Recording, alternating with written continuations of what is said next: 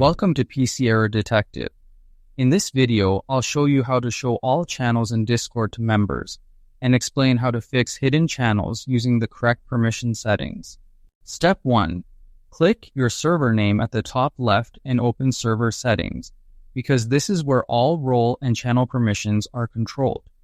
Only server owners or admins can access these options. Step 2. Go to the Roles section and select the role you want to give access to, such as @everyone for public visibility or a specific member role. Roles decide which channels members can see and use. Step 3. Open the Permissions tab for that role and make sure the View Channel permission is enabled. This permission is essential because without it, channels stay hidden from members. Step 4.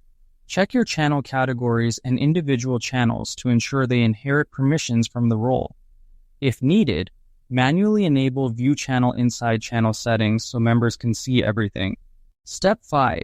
When creating new channels, confirm that permissions are set to visible by default for your chosen roles. This prevents future channels from being hidden unintentionally. Thanks for watching, and don't forget to subscribe to PC Error Detective for more helpful Discord tutorials.